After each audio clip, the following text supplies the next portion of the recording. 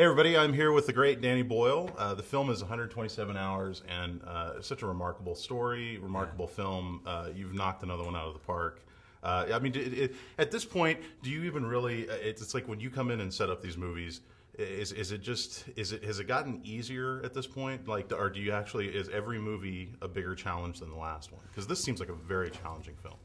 I think you should keep trying to make it difficult for yourself. I do believe that. I don't think, I like a challenge, and and not just a challenge that you can overcome, but a challenge that you embrace as part of the technique of making the film. And in this case, it was obvious, it was so reductive that you were going to go into this canyon and stay with him the whole time. And that is tough with a studio, because they're like, what, 6 days? And then he cuts his arm off, and that's it. Yeah. And you go, yeah. And you, because you discover more about it, you know, in fact, cinema's amazing for that, because it can, this microscopic thing, this focus that it has, can explode then as it comes back at you, rather than you just looking at landscapes and trying to be explosive to begin with. So it opens up, you know, and it opens up to you, and I love finding that kind of challenge each time, rather than, because the danger is that if you do have a success, and we obviously had a big success with Slumdog Millionaire, is that you rest on your laurels, you know, that you kind of go, oh, I can do this. You should never feel like that. You should always have that fear of thinking, how are we going to do this? Yeah. You know? Well, and was there ever concern from the studio about the fact that you're like trying to, how are you going to keep this interesting? I mean, obviously it's very interesting. I mean, it's one of those things. They were terrified. I could have spent another hour in that canyon. They were terrified, because they said, and what about this hat he wears? Are you going to be able to see him? And I was going, I said, don't worry about the hat. We'll take that off. And I thought, we're not taking that hat off. Because if you look at all the pictures that he took and the videotapes, he's got the hat on the whole time. Yeah. Why would he take it off? And I thought, we're not taking that off. So you've got to embrace the challenges all the time, you know. And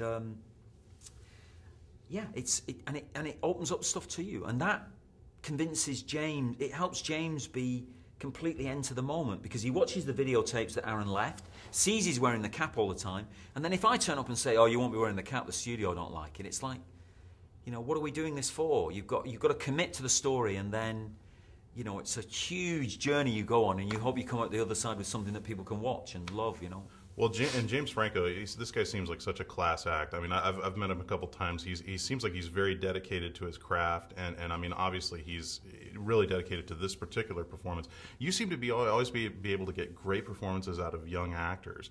I mean, with James, was it just one of those things where it was set up the camera, go, you know how to do it, let's just do this, or was there any? Did it take a lot of directing with him? I guess is what I'm asking. No, not a lot of directing, but we talk. It's not so much directing something like this, because in fact, weirdly, you've got to let him direct the film a bit. When it's so solo like this, you can't really exercise the control you might have with a bunch of actors, which people call directing. There's many things make up directing. I mean, what we did on this is we would talk about a scene, or about a sequence, and then we would set it up with all the different ingredients, and he would do it.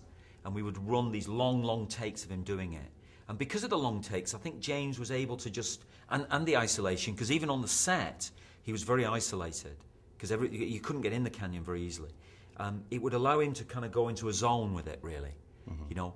And if we did pick things up, little things, and did it in bits, which is what you normally film like, they felt very fake in comparison to his flow through. So that's what we did, really. And in a way, it's James's. I shape it in editing and, you know, in the shooting sometimes. But it's very much, a film like this is only going to work is if you believe that actor, and you really believe he's on this journey, and you'll go on that journey with him, you know. Yeah. Danny Boyle is the man, 127 hours is the movie. Can you tell us what's next? Yes. I'm actually doing a theatre play next. I started in the theatre as a director, and I'm doing a play at the National Theatre in London, and it's a new adaptation of Frankenstein. Oh, fantastic. The Mary Shelley book. So I'm doing that, and then I'm doing the opening ceremony of the 2012 Olympic Games in London. No pressure. So 4 billion people watch that, so no pressure at all. Danny, thanks so much, man. It's a pleasure. Thank you very much.